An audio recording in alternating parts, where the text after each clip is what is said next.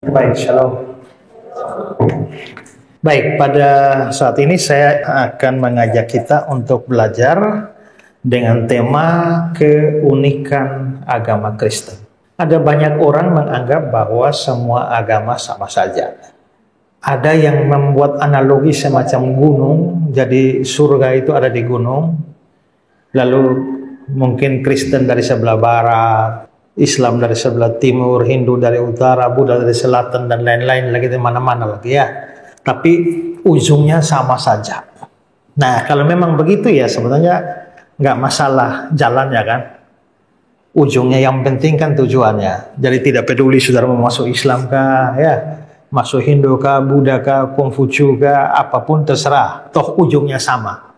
Itu konsekuensi logisnya. Tetapi kita percaya bahwa sebenarnya itu pandangan yang salah. Di dalam zaman Alkitab itu juga sudah banyak agama-agama dari bangsa-bangsa yang lain. Tetapi Tuhan tetap memberi larangan bahwa jangan ada padamu Allah lain. Yosua bilang, pilih pada hari ini, kamu pilih pada siapa? Kamu berbakti.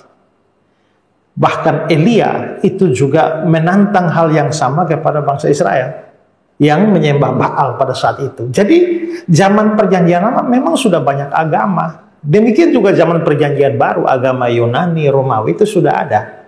Tetapi tetap kita bisa lihat bahwa para rasul memberitakan Yesus di bawah kolong langit ini tidak ada nama lain yang olehnya manusia diselamatkan. Kalau begitu anggapan bahwa semua agama sama saja itu pandangan yang salah. Pandangan yang keliru, yang tidak alkitabiah.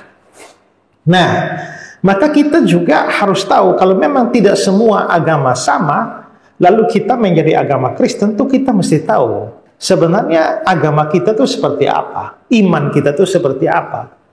Karena tidak bisa dipungkiri bahwa apalagi kita yang datang dari daerah mayoritas Kristen seperti Toraja sana, Ambon, Papua, NTT, Indonesia bagian timur, itu kan kita tidak pilih agama. Dari zaman nenek moyang kita, mereka sudah Kristen. Kita lahir otomatis jadi Kristen. Sehingga, ya sekarang kita Kristen. Tapi itulah yang jadi soal bahwa banyak orang Kristen menjadi atau beragama Kristen, tapi mereka tidak tahu sebenarnya Kristen itu apa. Lalu apa bedanya? Sehingga akhirnya kalau memang semua sama ya dengan mudah orang jadi mualaf ya. Karena pacar, karena cinta, karena jabatan, karena kedudukan, karena popularitas. Orang dengan mudah pindah agama, toh sama saja. Nah karena itu hari ini saya ingin ajak kita belajar tentang apa sih uniknya agama Kristen. Dan kalau kita bicara soal uniknya agama Kristen, maka itu keunikannya tuh dalam banyak hal. Kalau kita bicara tentang tokoh utamanya saja, Yesus. Kristen itu tokoh utamanya Yesus, itu sudah unik. Tidak ada satu manusia di kolong langit pun model seperti Yesus. Pertama misalnya, lahir secara ajaib dari seorang perawan. Siapa seperti itu coba? Tidak ada. Lalu dia juga adalah dalam formula kuno, Yesus adalah Allah sejati, manusia sejati. Kalau kita punya lagu Natal, Allah sendiri dalam rupa insan. Insan itu manusia. Tidak ada manusia sekaligus Tuhan, Tuhan sekaligus manusia itu tidak ada. Hanya Yesus saja. Contoh lain adalah bahwa jalan hidupnya sudah dinubuatkan. Dia lahir di Bethlehem, Nabi Mika sudah nubuatkan. Dia akan lahir dari perawan, Nabi Yesaya sudah menubuatkannya. Dia masuk Yerusalem, naik keledai, sudah dinubuatkan. Dia mati, dia bangkit, sudah dinubuatkan semua. Tidak ada orang yang hidupnya dinubuatkan seperti Yesus. Kira-kira ada 400 nubuatan di Alkitab tentang Yesus. Dan semuanya digenapi secara sempurna, kecuali beberapa yang berkaitan dengan akhir zaman. Tidak ada nabi lain yang punya nubuatan semacam itu. Bahkan dari agama sebelah pun tidak ada itu nubuatannya dalam Alkitab, dalam kitab mereka sendiri. Akhirnya mereka mesti cari-cari dalam kitab kita kan. Lalu akhirnya bilang nabi mereka ada di kitab Kidung Agung lah, di dalam Yesaya lah. Itu karena tidak ada itu. Di dalam Ulangan lah. Mati dan bangkit bagi umatnya. Mana ada pendiri agama manapun yang sama seperti itu. Semua pendiri agama itu kalau kuburannya masih ada, itu ada isi semua itu. Tapi Yesus kuburannya hari ini masih ada, tapi kosong. Kubur kosong membuktikan dia hidup. Itu satu-satunya tokoh di dunia ini. Karena itu dari sisi pendiri agamanya saja unik. Konsep Allahnya tuh unik. Karena kita mempunyai konsep Allah Trinitas atau Tritunggal. Di dunia ini ada agama yang monoteisme ketat, satu Allah, satu pribadi. Tetapi ada banyak agama triteisme, tiga Allah. Ada juga politeis, banyak Allah, banyak dewa. Tapi konsep Tritunggal, satu Allah hakikatnya dalam tiga pribadi yang esa, itu tidak pernah ada dalam konsep agama manapun. Konsep dosanya juga unik kalau kita pelajari lebih dalam. Nah, tentu itu berarti bahwa Kristen itu punya banyak keunikan dibandingkan dengan agama lain di dunia. Salah satu yang unik itu adalah konsep keselamatan di dalam Kristen, itu unik. Karena itu hari ini saya ingin mengajak kita untuk melihat keunikan konsep keselamatan di dalam Kristen. Nah, saya ingin berbagi 3 keunikan dari konsep keselamatan iman Kristen. Nah, yang pertama, kekristenan mempunyai prinsip Allah mencari manusia. Nah, prinsip ini unik. Tidak ada agama di dunia yang punya konsep bahwa Allah datang dan cari manusia. Nggak ada. Saya berikan kata-kata dari seorang namanya Thomas Arnold. Thomas Arnold bilang begini, perbedaan antara kekristenan dengan semua sistem agama lain sebagian besar terletak di sini, yaitu bahwa dalam agama-agama lain manusia didapati mencari Allah, sedangkan kekristenan adalah Allah mencari manusia. Semua agama mengajarkan manusia cari Allah, tapi Kristen bukan manusia cari Allah, Allah yang cari manusia. Mengapa konsepnya begini? Ini ada kaitan dengan dosa. Karena pada dasarnya dosa itu penyimpangan dari Allah. Dosa itu adalah pembelokan dari Allah sehingga manusia berdosa itu dianggap sesat. Manusia berdosa itu dianggap hilang. Coba lihat Yesaya 53 ayat 6, dibilang kita sekalian sesat seperti domba. Kita sekalian sesat seperti domba. Mazmur 119 ayat 176, aku sesat seperti domba yang hilang. 1 Petrus 2 ayat 25, sebab dahulu kamu sesat seperti domba. Jadi kita ini yang sesat. Manusia berdosa yang sesat, manusia berdosa yang hilang. Sekarang Bapak Ibu pikir, kira-kira kalau HP-nya Bapak Ibu hilang, kira-kira Bapak Ibu yang cari HP atau HP yang cari Bapak Ibu? Yang hilang itu yang cari pemiliknya atau pemiliknya yang cari yang hilang? Harus pemiliknya kan? Makanya coba lihat kembali Mazmur 119 ayat 176 itu dibilang, aku sesat seperti domba yang hilang, carilah hambamu ini. Dia minta carilah hambamu, bukan dia langsung cari Tuhan. Waktu Tuhan Yesus utus murid-murid juga di Matius 10 ayat 6, dia bilang, pergilah kepada domba-domba yang hilang dari umat Israel. Pergilah kepada domba yang hilang. Bukan tunggu domba itu pulang. Kalau tunggu domba pulang, domba tidak pulang-pulang. Karena itulah maka domba yang hilang itu yang harus dicari. Kalau saya ajar begini, ada orang yang begini, memang Pak, HP tidak bisa cari orangnya. Karena HP tidak punya otak. Tapi manusia ini punya otak, punya pikiran. Jadi manusia bisa cari Tuhan. Memang masuk akal. Tetapi kalau kita masuk kepada Alkitab, Alkitab tidak pernah mengajarkan bahwa manusia berdosa itu cari Allah. Kalau manusia berdosa dikasih kebebasan, dia pasti cari jalannya jalan lain. Jalan menuju kepada kebinasaan. Yesaya 53 ayat 6 bilang, kita sekalian seperti domba, sesat seperti domba, masing-masing kita mengambil jalannya sendiri. Masing-masing kita ambil jalan sendiri, maka tersesatlah kita. Nah, John Calvin mengomentari kalimat masing-masing kita mengambil sendiri, dia bilang begini, kita sekalian atau kita semua sesat seperti domba. Maka artinya adalah kita semua sesat dari jalan keselamatan dan berjalan menuju jalan kehancuran. Kalau kita suruh pilih sebagai domba tersesat ini, kita pilih masuk jurang. Kita tersesat. Maka di sini terlihat bahwa memang manusia berdosa bukan HP, tetapi tetap saja manusia berdosa tidak mencari Allah. Dan Alkitab juga berkata begitu. Lihat Roma pasal 3 ayat 11. Tidak ada seorang pun yang berakal budi, tidak ada seorang pun yang mencari Allah. Tidak ada. Kalau manusia cari perlindungan dari Allah banyak, cari berkat dari Allah banyak, cari keuntungan dari Allah banyak, tapi cari Allah sendiri itu tidak. Karena kalau manusia bisa cari Allah, berarti di Roma 3 ayat 11 salah.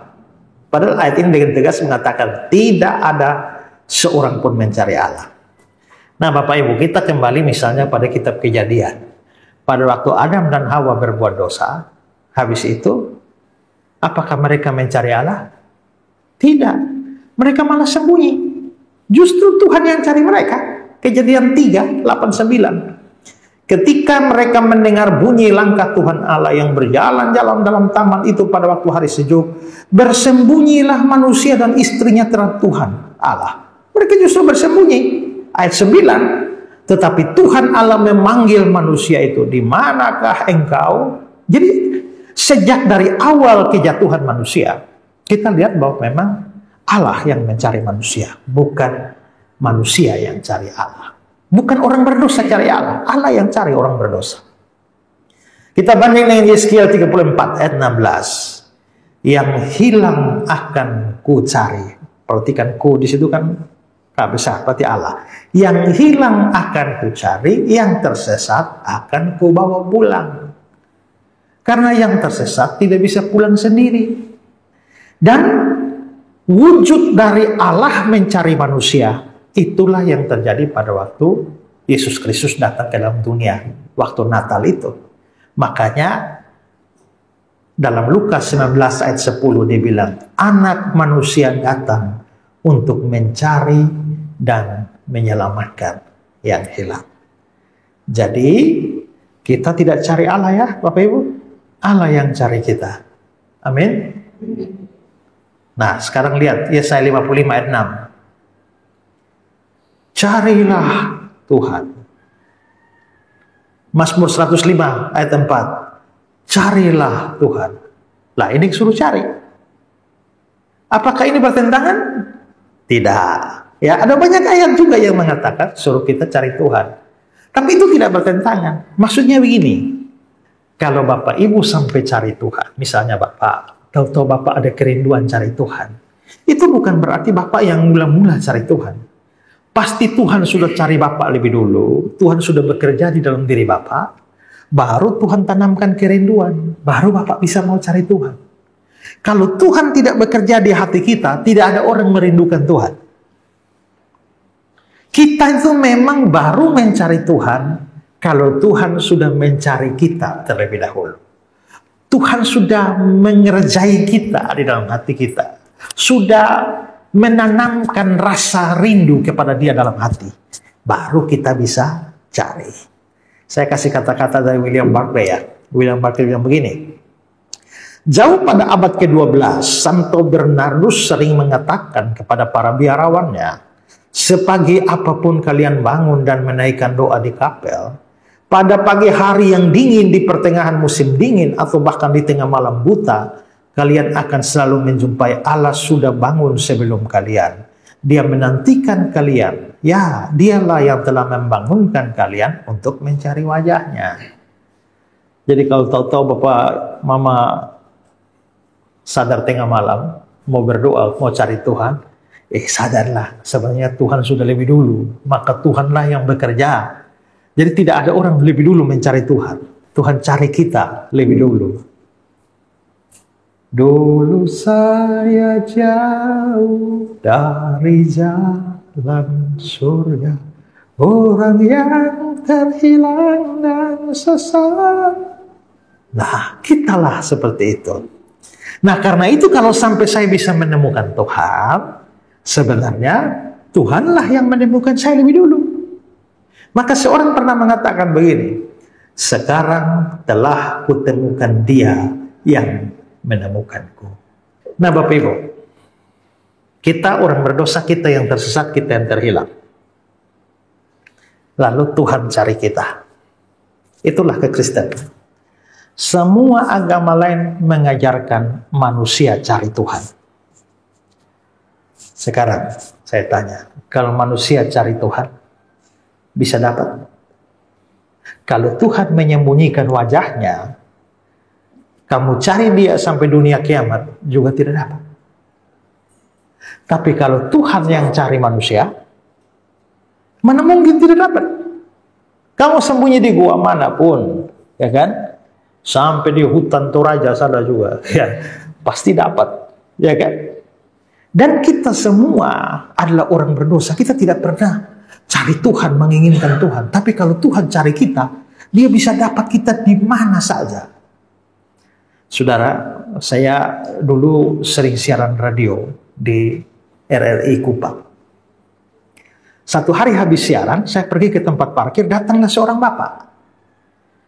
Rupanya dia dengar bahwa saya siaran di radio itu dan dia datang ke situ untuk menunggu saya. Selesai dia datang, untuk apa? Rupanya dia datang hanya untuk mengucapkan terima kasih pada saya. Terima kasih Pak. Kenapa? Karena melalui Bapaklah akhirnya saya menjadi percaya kepada Yesus. Oh ya? Bagaimana? Dia bilang, Pak, saya dulu ini pemabuk. Itu pemabuk kelas atas. Ya, high class. Satu hari dalam acara minum-minum mabuk bersama dengan teman-temannya, dia mabuk sampai jatuh di jalan situ. Teman-teman ini tidak antar dia pulang. Mereka bawa dia, lempar dia di kebun jagung. Dan dia entah seperempat atau seperdelapan sadar di kebun jagung itu.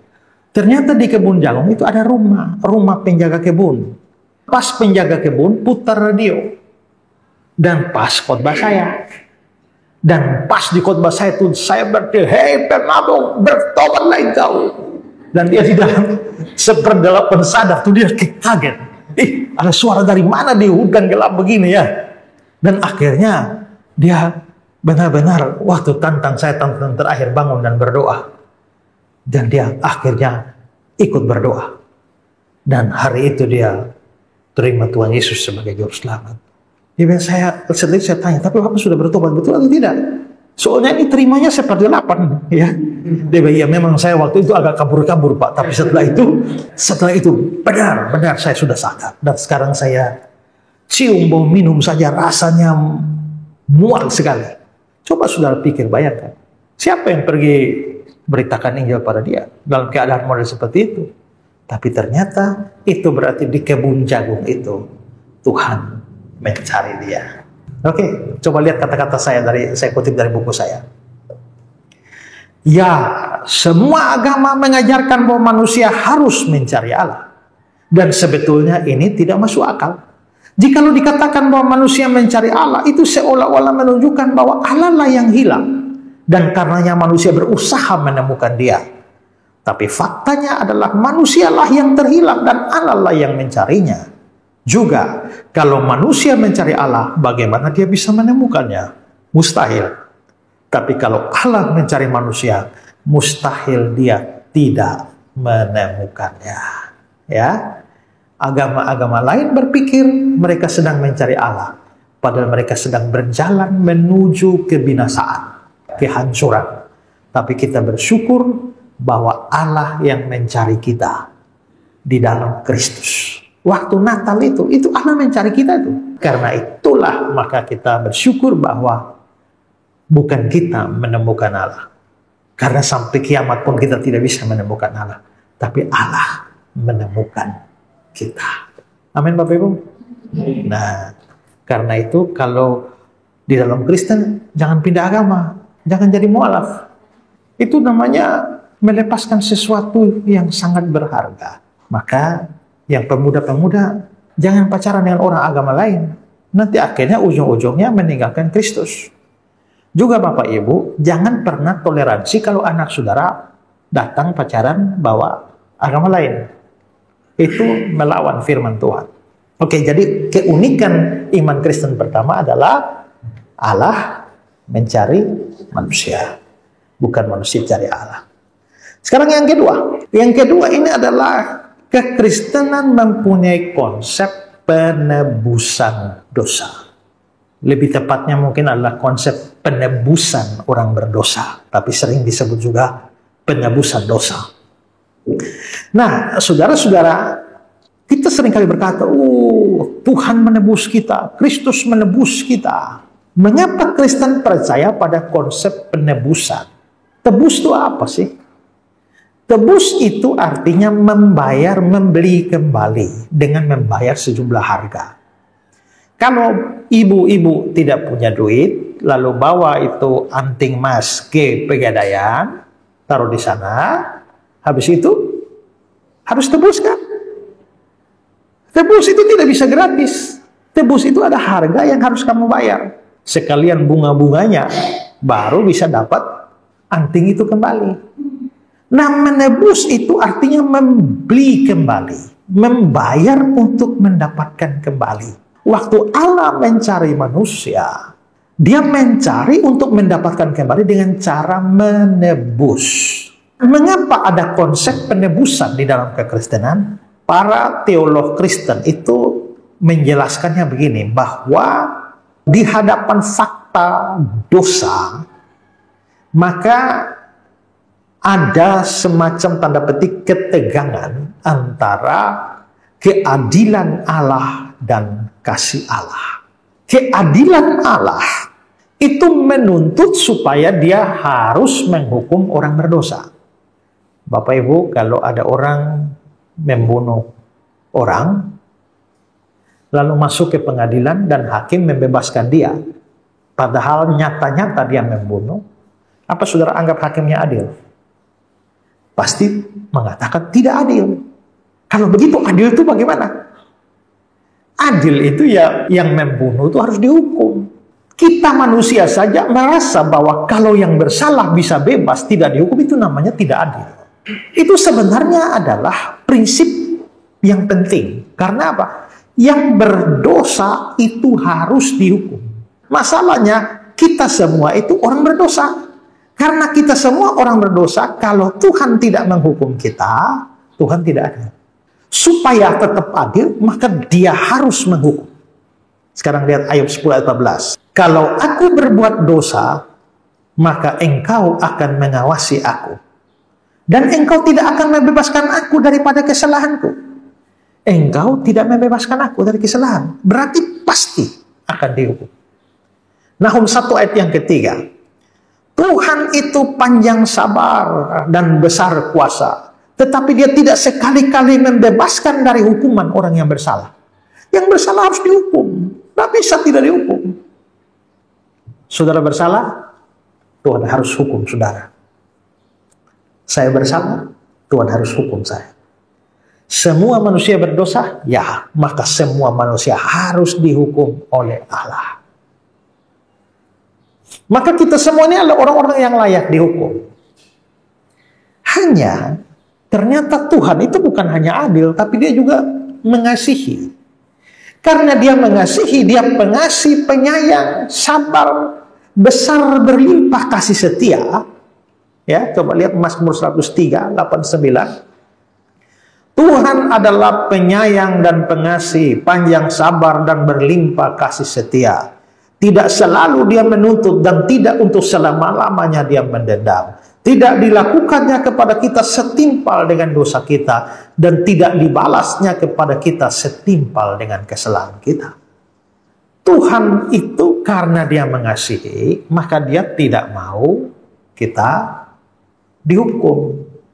Tapi Dia adil, maka kita harus dihukum.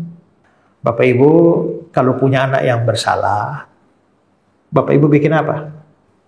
Biasanya yang terjadi, ada orang tua yang menghajar anaknya habis-habisan tanpa kasih. Makanya ada orang tua yang pukul anak sampai mati.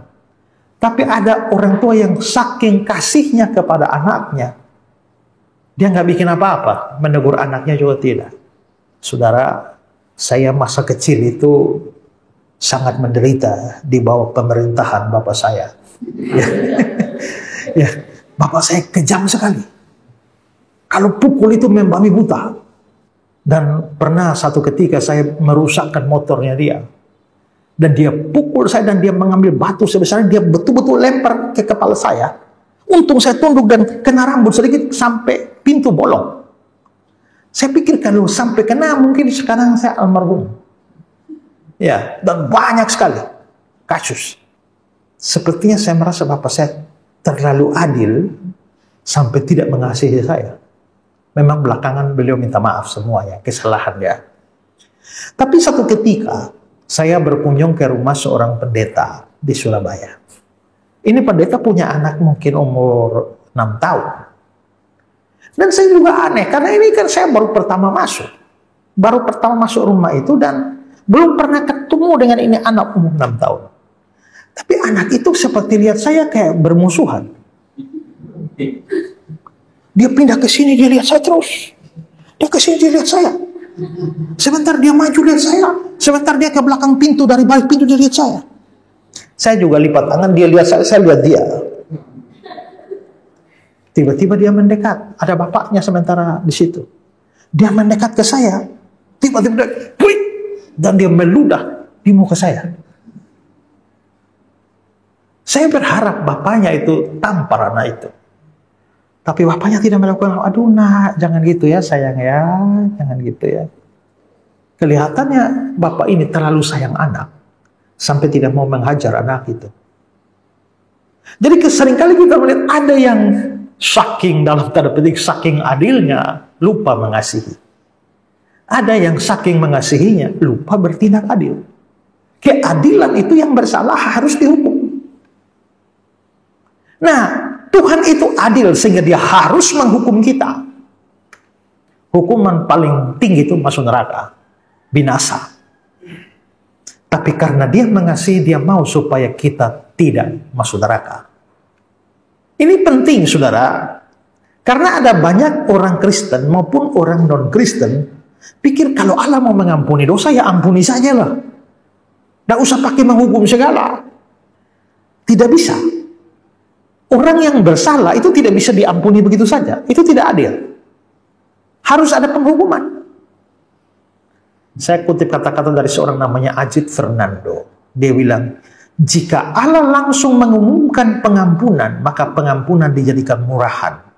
Dosa kita terlalu serius untuk ditanggapi seperti itu. Kita terlalu signifikan sehingga kesalahan kita tidak bisa diperlakukan dengan begitu acuh tak acuh. Jadi, kalau ada manusia berdosa, kasih Allah menuntut untuk mengampuni.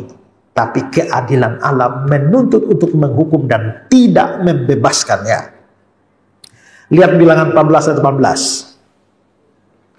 Tuhan itu berpanjangan sabar dan kasih setianya berlimpah-limpah. Dia mengampuni kesalahan dan pelanggaran. Dia mengampuni ya. Dia mengampuni kesalahan dan pelanggaran. Tapi kalimat selanjutnya, tetapi sekali-kali tidak membebaskan orang yang bersalah dari hukuman. Dia mau mengampuni, tapi tidak membebaskan dari hukuman. Kalau pikiran kita adalah, kalau dia menghukum namanya tidak membebaskan. Kalau dia mau membebaskan, jangan menghukum. Tapi ternyata dalam satu ayat ini, dikatakan Tuhan panjang sabar, mengampuni kesalahan. Tapi pada saat yang bersamaan, dia sekali-kali tidak membebaskan dari hukuman orang yang bersalah. Jadi sebenarnya Allah mau buat apa dengan kita? Menghukum kita atau membebaskan kita? Kalau ikut keadilannya, dia harus hukum kita. Ikut kasihnya, dia harus bebaskan kita. Kalau harus dua-dua bagaimana? Kalau dia hanya menghukum kita tapi tidak membebaskan kita, dia adil tapi tidak kasih. Kalau dia membebaskan kita tapi tidak menghukum kita, dia kasih tapi tidak adil. Jadi bagaimana? Bagaimana dia tetap menghukum kita tapi kita tidak dihukum? Bagaimana saya menampar kamu tapi kamu tidak ditampar? Bagaimana Bapak Ibu? Bagaimana caranya saya menampar kamu, tapi kamu tidak ditampar? Kan kalau saya tampar saudara, pasti saudara ditampar kan? Tapi saya harus menampar. Apapun terjadi saya harus menampar, karena saya adil. Tapi kalau saya mengasihi saudara, saudara tidak boleh kena tampar. Jadi saya harus menampar, tapi saudara tidak kena tampar. Bagaimana caranya? Harus ada pengganti. Bapak bersalah, saya harus tampar Bapak supaya adil. Tapi supaya Bapak tidak kena tampar, nah, Bapak geser, ada penggantinya. Ini Bapak ini mencuri jagung, maka harus ditampar. Tapi supaya Bapak tidak ditampar, ambil penggantinya. Ini pengganti tidak curi jagung ini. Ya, maka dia ditampar bukan karena salahnya. Dia ditampar bukan karena dia yang berdosa. Hanya karena dia mau mengganti Bapak. Dengan demikian, begitu saya punya hukum adalah tampar 50 kali. Begitu saya tampar, karena saya mau Bapak tidak dihukum, maka saya dipengganti, saya tampar ini 50 kali. Begitu saya tampar 50 kali, maka selesai ditampar. Kalau misalnya saya hanya tampar di sini saja 40 kali, Bapak dapat 10. Ya kan? Kalau saya tampar 45, Bapak masih dapat 5. Tapi kalau saya sudah tampar 50 kali, maka yang ditampar boleh berteriak, sudah selesai. Nah gitu ya. Sudah genap. Maka Bapak bebas. Saya tidak mungkin tampar Bapak lagi kan? Kan semua tamparan sudah diterima oleh penggantinya. Nah, itulah konsep penebusan. Dalam konsep penebusan itu harus ada pengganti. Tapi penggantinya tidak boleh sesama pencuri jagung. Karena kalau Bapak curi jagung, saya mau tampar Bapak, mau diganti, ini sama saja, ini juga pencuri juga. Pencuri tidak bisa menebus pencuri. Pencuri tidak bisa menjadi pengganti buat pencuri. Karena keduanya layak dihukum sama-sama. Maka untuk mengganti orang berdosa, tidak boleh orang berdosa. Ya kan? Coba saudara bayangkan. Siapa mau ganti siapa? Saudara berdosa, saya mau ganti, saya juga orang berdosa. Yang sana mau ganti saya, dia juga orang berdosa. Maka sesama orang berdosa tidak bisa saling menggantikan. Maka supaya ada pengganti, penggantinya harus tidak berdosa. Yang tidak berdosa ini siapa? Tuhan. Masalahnya Tuhan di surga sana ini. Bagaimana caranya dia mengganti? Kalau tadi kan saya bilang kan hukumannya tampar ya. 50 kali. Maka penggantinya harus ditampar 50 kali. Apa sih hukumannya bagi orang berdosa? Mati. Upah dosa ialah maut. Maka penggantinya harus mati. Tapi tidak boleh berdosa. Nah sekarang yang tidak berdosa siapa? Tuhan di surga. Kalau Tuhan di surga bagaimana bisa mati? Tuhan tidak bisa mati. Nah terus bagaimana dong? Nah supaya bisa mati, dia harus jadi manusia dulu. Makanya Natal itu ada. Natal itu ada, yaitu Allah menjadi manusia supaya dia bisa dihukum mati ganti kita. Tapi kan bukankah Allah itu yang harusnya menghukum kan? Kalau Allah yang menghukum terus dia yang ganti, berarti dia dihukum dong. Coba lihat kata-kata Ajit Fernando lagi. Tetapi di sini hakimnya lah yang dihukum. Gilbert berkata, pengganti yang mati di Kalvari menyatakan dirinya sebagai hakim seluruh dunia. Oke, sekarang ini. Saya punya anak 2. Kakak dan adik. Lalu saya kasih peraturan. Siapa yang absen dari sekolah, tidak masuk kelas, tidak boleh makan 3 hari. Ternyata si kakak rajin terus. Si adik absen. Kalau saya adil, saya tidak kasih makan si adik ini 3 hari. Tapi saya kasihan dia kan. Masih kecil, kalau tidak makan 3 hari, mampus dia. Maka saya harus sediakan penggantinya. Penggantinya ialah kakaknya. Jadi kakaknya yang tidak makan. Adilkah saya? Adil tidak? Tidak juga ya. Oh, ini kakak tidak bersalah kok, dia rajin-rajin, kenapa dia yang tidak makan? Kalau saya melemparkan hukuman tidak makan itu kepada kakaknya, itu tetap tidak adil. Jadi saya panggil si adik, menurut hukumnya bapak, peraturan bapak, tidak sekolah, tidak makan 3 hari. Kalau bapak tidak hukum, bapak tidak adil. Jadi hukuman harus tetap jatuh, yaitu tidak makan 3 hari. Tapi bapak sayang adik. Kalau tidak kasih makan, adik bisa innalillahi wa innalillahi raji'un. Karena itu, biar bapak sendiri yang tanggung hukumannya.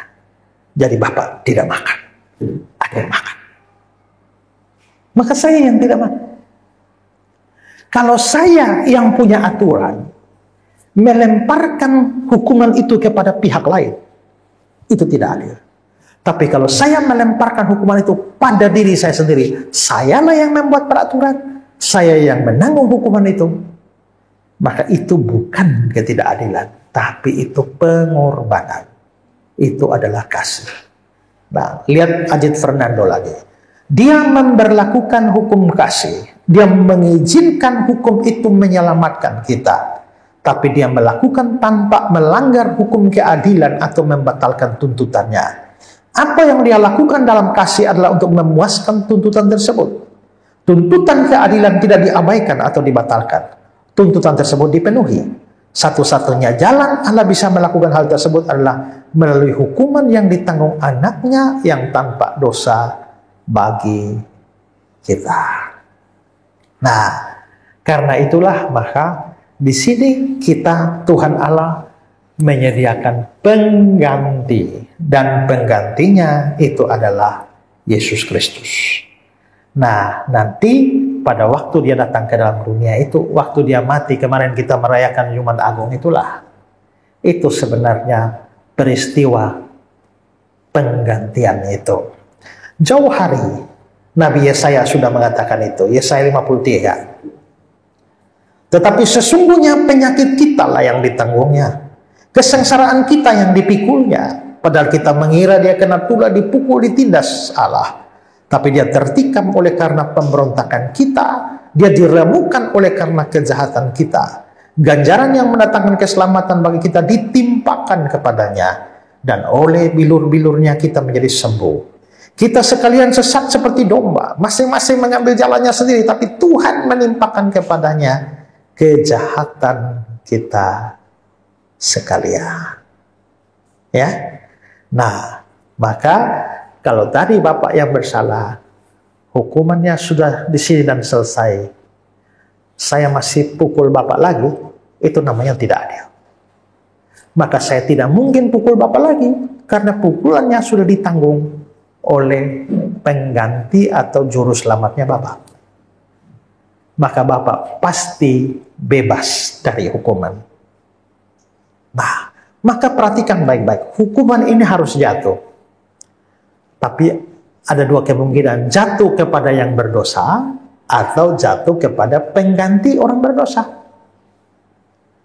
Nah, agama Kristen percaya ada penggantinya. Maka kita yang harusnya dihukum tidak dihukum, tapi hukumannya sudah dialihkan pada pengganti. Tapi kalau agama lain yang tidak punya pengganti, bagaimana? Ya hukumannya dijatuhkan atas mereka. Jadi sebenarnya enak ya jadi orang Kristen ya. Kalau saudara terganggu dengan kata enak, saya ganti saja. Inilah anugerah yang besar. Karena begitu besar kasih Allah akan dunia ini. Dia mengaruniakan anaknya yang tunggal. Ini hikmat yang luar biasa. Ya, ini hikmat yang luar biasa. Makanya si siapa tuh namanya? William Howard Dole.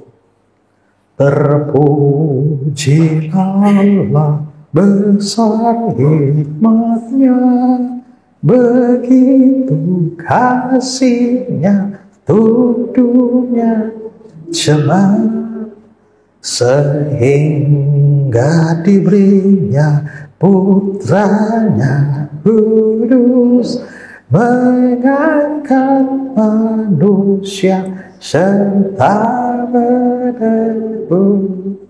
Pujilah, pujilah, buatlah dunia. Nah, itu hikmat Allah. Ternyata hikmat Allah ini besar ya. Sehingga keadilannya jalan, kasihnya jalan. Keadilannya jalan karena hukuman jatuh. Tapi kasihnya jalan karena kita bebas. Ya. Nah, itulah keunikan iman Kristen. Dan konsep begini tidak ada dalam agama lain. Di dalam kekristenan, juru selamat menanggung hukuman kita. Di dalam agama lain, masing-masing tanggung hukuman sendiri. Ya. Jadi mau tetap di Kristen atau mau pindah? Hanya orang bodoh yang mau pindah tuh. Dan semua yang pindah itu sudah bodoh itu. Itu namanya kebodohan yang hakiki. Ya. Sekarang, kalau kita harus berenang menyeberang lautan Atlantik, dua pilihan. Pertama, berenang sendiri. Nyebrang tuh berenang sendiri. Kedua, ada kapal yang sudah disiapkan dan gratis. Kamu cukup naik saja. Lu pilih mana? Berenang. Kan hanya orang bodoh yang pilih berenang sendiri kan? Ya kayak mau berenang 5 meter sudah game. Ya, kita nggak perlu berenang karena ternyata ada kapal besar yang sudah disediakan, yang namanya Yesus Kristus. Tinggal kamu percaya saja kepada Dia. Maka kamu pasti sampai di seberang kan? Kamu pasti sampai di seberang. Dan kapal itu aman. Sudah baik-baik di kapal, kalau lompat keluar itu loh. Itu betul-betul kebodohan. Ya, jadi jangan jadi orang bodoh ya. Ya.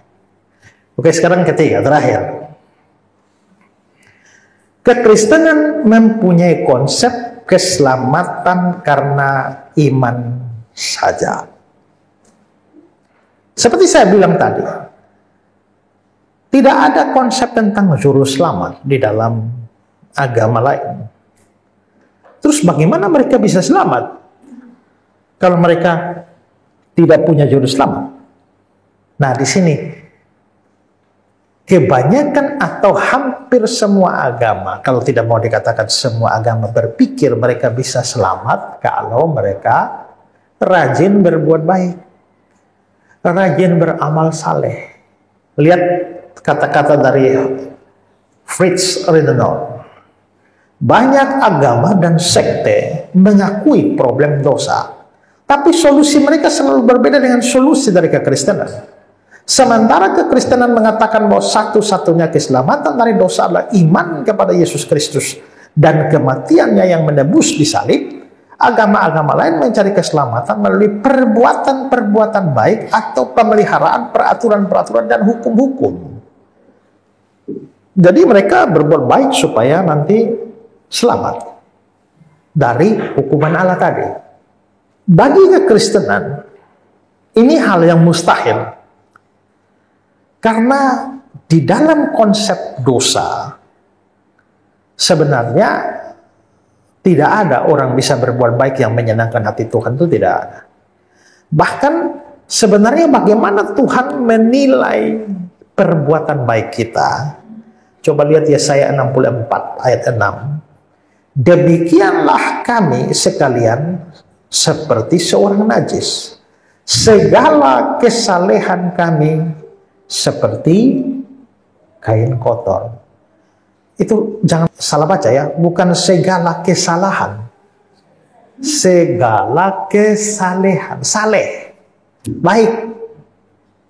Itu sama seperti apa? Kain kotor. Itu kain kotor itu apa? Nah, coba kita lihat Alkitab terjemahan God's Word. Dia bilang, seperti kain yang bernoda secara tetap.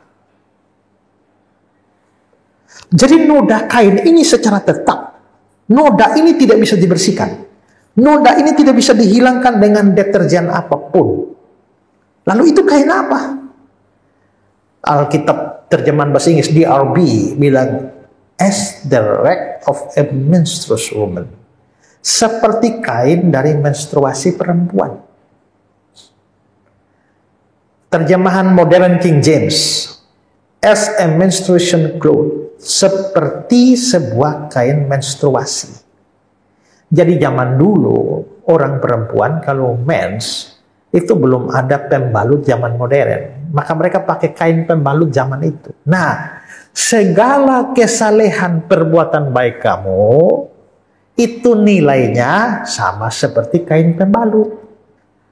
Jadi kalau kamu mau masuk surga pakai perbuatan baik, itu sama dengan Tuhan, Tuhan saya mau masuk surga. Ini tiketnya apa? Kain pembalut. Kau gila kah?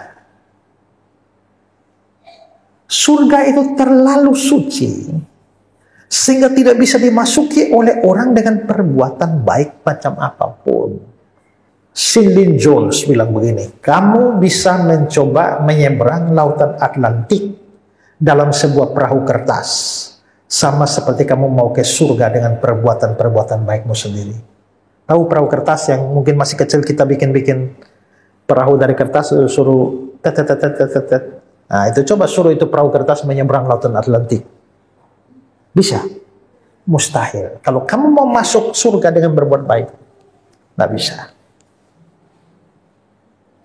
Sebenarnya bisa.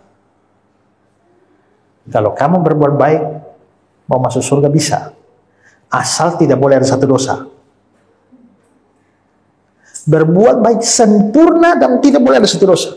Begitu ada satu dosa, kamu masuk neraka. Sekarang coba pikir, di dunia ini siapa orang baik yang tidak ada dosa?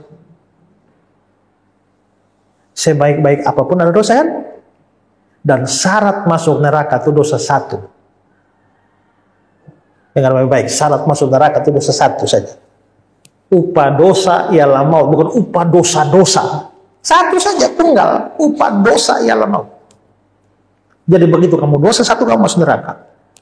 Jadi dia punya, dia baiknya 99%. Hanya 1% saja dosa, tetap masuk neraka. Ya, maka tidak ada orang bisa selamat menurut perbuatan baiknya. Martin Luther bilang begini, ajaran sesat yang paling terkutuk atau paling jahat, paling merusak yang pernah menggoda pikiran manusia adalah gagasan bahwa entah bagaimana dia bisa membuat dirinya sendiri cukup baik sehingga layak untuk hidup dengan Allah yang Maha Suci. Sekarang saya tanya, kalau hukum Tuhan 100, Bapak Ibu taat 99, langgar 1, salah berapa? Ada 100 peraturan, saudara lakukan 99, tidak lakukan 1, salah berapa? Salah 100. Kok bisa Pak Pendeta?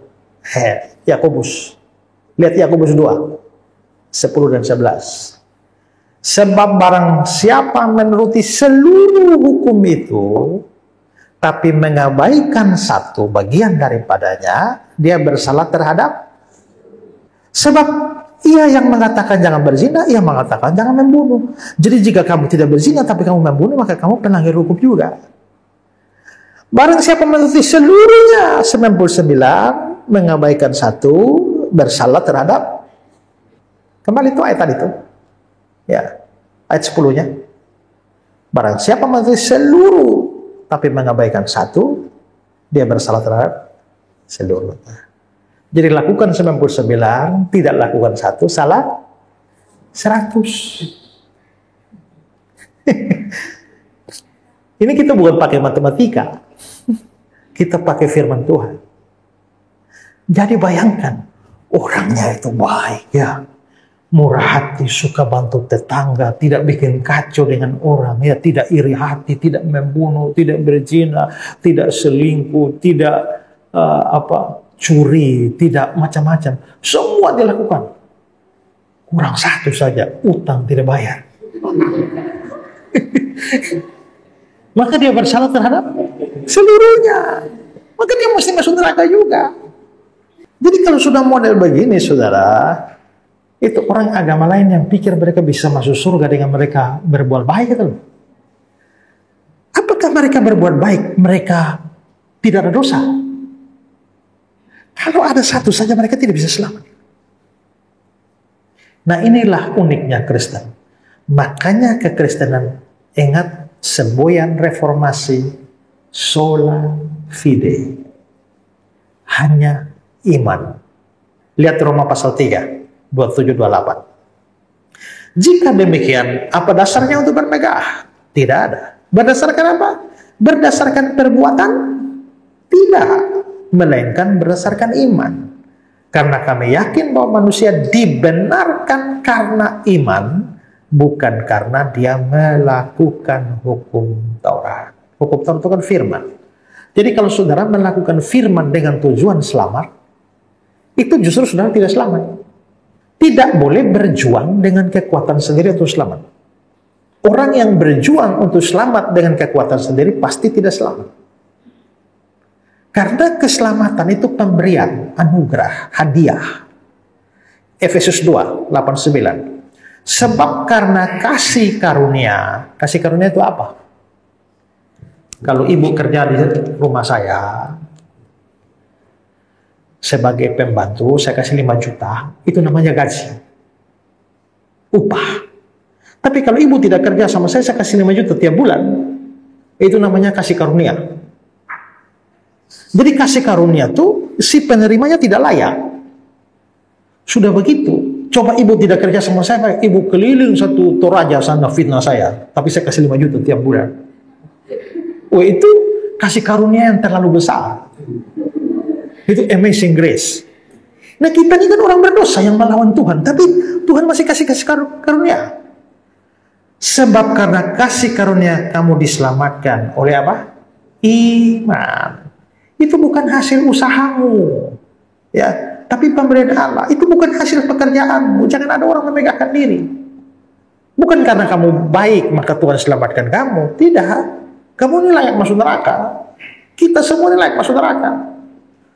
Galatia 2. Kamu tahu bahwa tidak seorang pun dibenarkan karena melakukan hukum Taurat, tapi hanya oleh karena iman dalam Kristus Yesus. Maka saudara, ingat, selamat itu hanya karena iman. Bukan perbuatan, bukan iman tambah perbuatan. Apakah berarti orang Kristen tidak berbuat baik? Tidak juga. Kita harus berbuat baik, tapi bukan untuk selamat. Kalau untuk selamat, beriman saja. Nanti sudah selamat, bukti bahwa kamu betul-betul sudah selamat, kamu akan berbuat baik. Kamu selamat karena iman. Untuk bersyukur kepada Tuhan, kamu harus berbuat baik. Maka berbuat baik bukan syarat keselamatan. Berbuat baik itu adalah buah keselamatan. Ada orang sakit, lalu dia minum obat, lalu dia sembuh, lalu dia olahraga. Sakit, minum obat, sembuh, olahraga. Yang bikin dia sembuh ini apa? Minum obat atau olahraga? Minum obat. Apa bukti bahwa dia sudah sembuh? Dia bisa olahraga.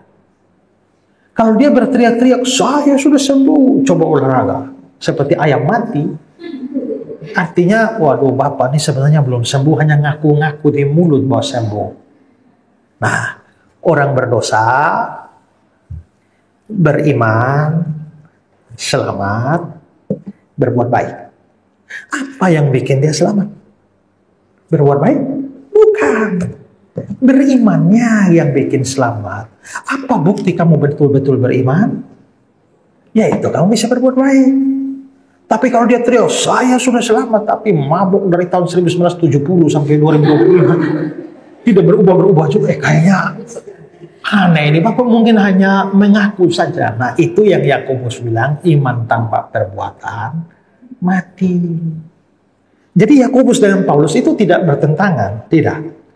Paulus berbicara tentang syarat keselamatan. Yakobus menuntut bukti iman. Karena itulah maka jangan berpikir untuk berbuat baik lalu selamat. Selamat itu cukup dengan iman. Makanya Yohanes 3:16, supaya setiap orang yang percaya kepadanya tidak binasa, melainkan beroleh hidup yang kekal. Perbuatan baik kita tidak bisa tutup dosa kita. Nggak bisa. Bapak Ibu kalau bikin kesalahan satu, orang lapor Bapak Ibu ke polisi, mau disidang di pengadilan, apakah bisa Bapak Ibu bilang, saya juga sudah buat baik Pak Hakim, jadi jangan hukum saya? Kan tidak bisa. Berbuat baik itu urusan lain, tapi kamu bersalah tetap harus dihukum.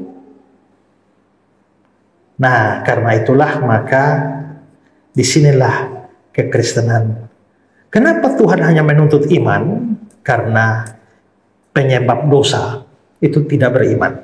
Yohanes 18 ayat 8, 9. Dan kalau ia datang, ia menginsafkan dunia akan dosa. Akan dosa karena mereka tetap tidak percaya kepada Aku. Dosa berhubungan dengan ketidakpercayaan. Ibrani 3:12. Hai saudara-saudara, supaya di antara kamu jangan terdapat seorang yang hatinya jahat dan tidak percaya. Tidak percaya itu jahat. Karena itulah maka Tuhan hanya menuntut kepercayaan. Maka di sini kita bisa lihat semua agama lain berjuang dengan kekuatan sendiri untuk selamat. Tapi kekristenan tidak mengandalkan kekuatan sendiri, tapi mengandalkan juru selamatnya, imannya berjuru selamat. Saya kutip kata-kata dari seseorang anonim. Agama berkata capailah, Injil berkata dapatkanlah. Agama berkata berusahalah, Injil berkata terimalah. Agama berkata cobalah, Injil berkata percayalah. Agama berkata lakukan ini, Injil berkata sudah dilakukan. Dilakukan siapa? Dilakukan Kristus bagi kita. Nah, nanti sudah selamat, jadi jangan pernah pikir berbuat baik supaya selamat. Nanti sudah tidak selamat. Beriman saja. Terima dia sebagai juru selamat dan Tuhan. Nanti selamat. Habis selamat, baru berbuat baik.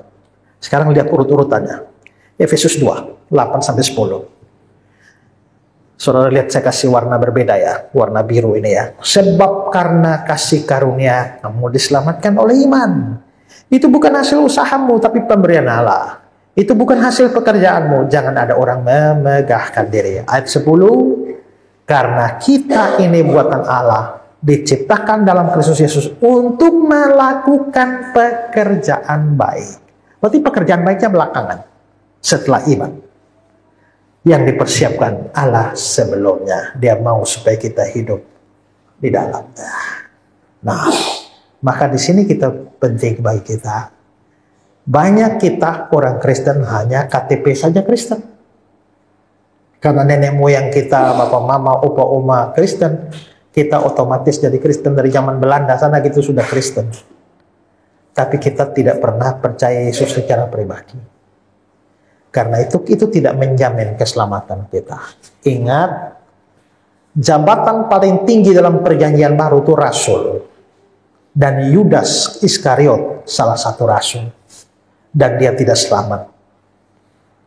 Kalau rasul tidak selamat, paling tinggi, tidak ada jaminan bahwa jabatan-jabatan di bawah itu pasti selamat.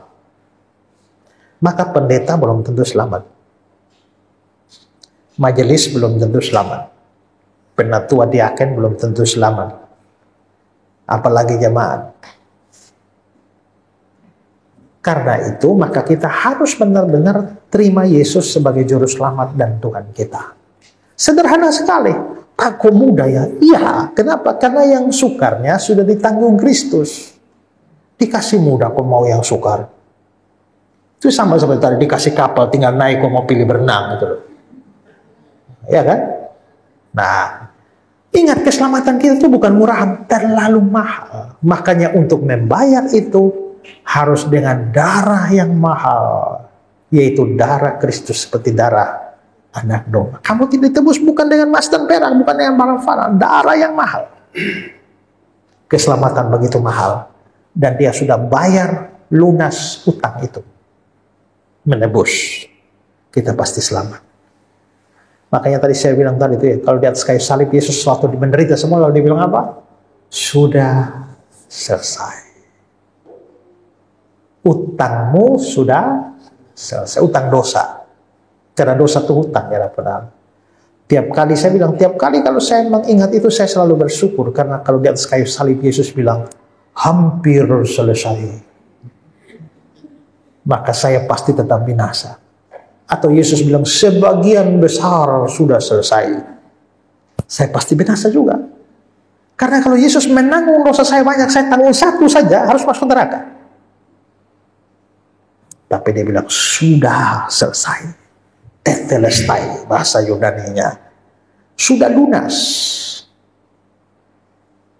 Tidak ada di slide, tapi di Kolose 2 ayat 14 itu ya, nanti sudah baca di sana. Dia telah membayar surat hutang kita dengan melakukan semuanya di atas kayu salib. Kalau begitu, apakah orang Kristen pasti diselamatkan? Kalau dia cuma Kristen kulit luarnya saja KTP-nya, dia pasti tidak selamat. Tapi kalau dia Kristen sungguh-sungguh dengan menerima Yesus sebagai juru selamat dan Tuhan, dia pasti diselamatkan. Bukan karena dia baik.